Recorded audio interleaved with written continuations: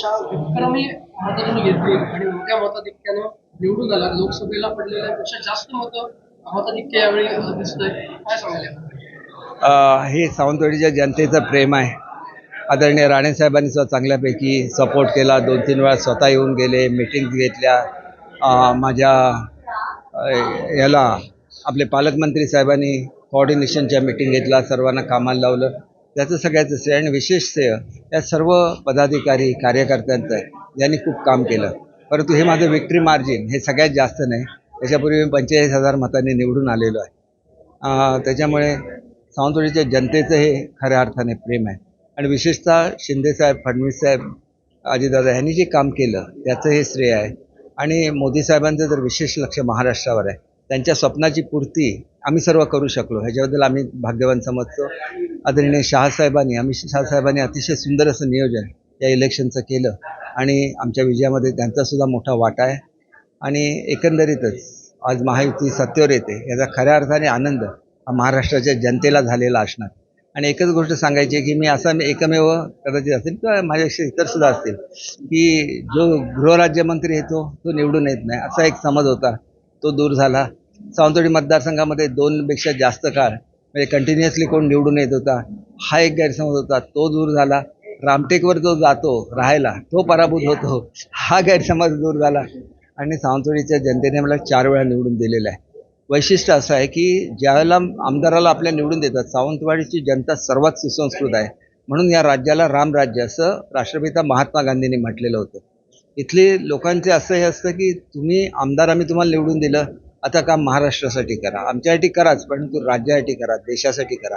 आणि जे लोक राज्यासाठी आणि देशासाठी चांगलं काम करतात त्यांना ते डोक्यावर घेतात. हे त्यांनी मधु दंडवतेंच्या निमित्ताने दाखवून दिलेलं आहे.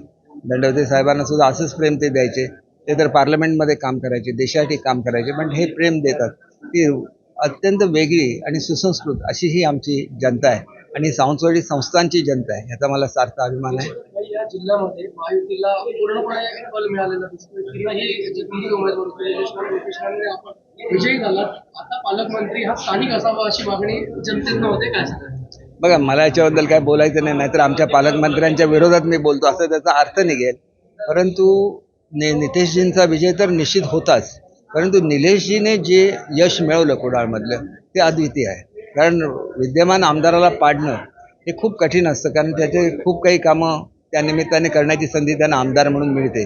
आणि त्यांनी आपले पाय जमिनीवर नाही ठेवले आणि नितेशजीने खूप मेहनत घेतली.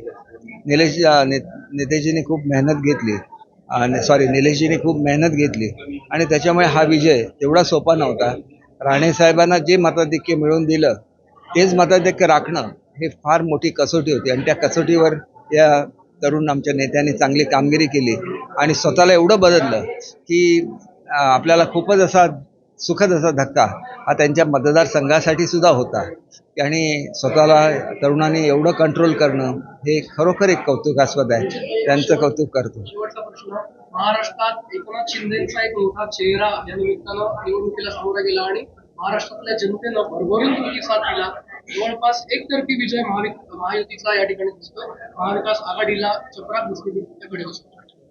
एक गोष्ट अशी आहे की आमची, जसं आपण शोले पिक्चरमध्ये बघितलेलं होतं, जोडी जी आहे तशी आमची जोडी ही शिंदेसाहेब आणि फडणवीस साहेबांची होती. आणि त्यांनी चांगल्यापैकी कामगिरी केली आणि नंतर अजितदादासुद्धा आमच्याबरोबर आले. आणि त्याच्यामुळे ह्यांच्यामधलं जे कॉर्डिनेशन आहे, कॉम्बिनेशन आहे, हे रेअरली तुम्हाला बघायला मिळतं. आणि त्याच्यामुळे मला असं वाटतं की हे सगळं जे घडू शकलं ते ज्या लोककल्याणकारी योजना दिल्या त्याचा तर प्रभाव आहेच, परंतु पहिल्यांदा असं झालं की महाराष्ट्राच्या जनतेला वर्षाची दारं खुली झाली. सर्वसामान्य मनुष्य मुख्यमंत्र्यांना भेटू शकतो, ही एक सुखदायक बाब असते आणि तो त्यांचा अधिकारसुद्धा आहे. तो अनेक वर्षानंतर महाराष्ट्राच्या जनतेला मिळाला, याचा मला आनंद आहे. फडणवीस साहेब सगळ्यात हुशार, म्हणजे त्यांच्या अनेक आयडियाज ह्या अत्युत्तम असतात आणि त्यांच्या काळामध्ये महाराष्ट्राचा खूप विकास झालेला आहे. त्यांच्याबद्दल सुद्धा आम्हाला अभिमान आहे.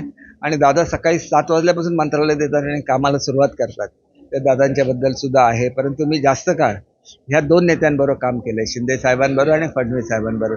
दादांच्याबरोबर ज्याला काम केलं त्याला मी मंत्री नव्हतो आणि त्याच्यामुळे दादांचं सुद्धा तेवढंच प्रेम मला लाभतं. परंतु ह्या दोघांचं एवढं घट्ट नातं आहे माझं की ते नातं मी शब्दाने व्यक्त करू शकणार नाही. जरा मला कुठे अडचण आली की हे दोघं जण धावून जातात. आणि त्याच्यामध्ये शिंदेसाहेब अर्थात आमच्या पक्षाचे आहेत, मुख्यमंत्री आहेत, त्यांनी मला जो पाठिंबा दिला ह्या निवडणुकीमध्ये, स्वतः आले. माझ्यावर जी नाराजी होती ती इतर कुठल्याही बाबतीत नव्हते. फंड्स खूप दिले, कामं खूप केली, परंतु आमचा आमदार आम्हाला भेटू शकत नाही. ही जी काही थोडीशी आपण म्हणू शकतो की रागाने नाही, परंतु ते हक्काने जे सांगितलं जात होतं ते का भेटू शकत नाही याचं आणि योग्य उत्तर हे मुख्यमंत्र्यांनी इथे येऊन दिले की महाराष्ट्रामध्ये कुठलीही अडचण असली तर आपण त्याला पाठवतो तिथं, आणि त्याच्यामुळे ते तुम्हाला उपलब्ध होऊ शकत नाही, परंतु ते एक चांगले मंत्री आहेत हे त्यांनी करून माझ्या मतदारसंघाच्या लोकांमध्ये जो रुसवा होता, मी त्याला राग म्हणणार नाही, तो दूर करण्यामध्ये त्यांचा खूप मोठा वाटा होता. त्याच्याबद्दल मी त्यांचा आभारी आहे. माझ्या तिकीट मिळत असताना फडणवीस साहेबांनी ठाम भूमिका घेतली आणि ठामपणे माझ्यावर राहिले, ह्याच्याबद्दल मी त्यांचा आभारी आहे. आणि मोदी साहेबांच्याबद्दल काय बोलायचं, ते नेहमीच महाराष्ट्रावर प्रेम करतात.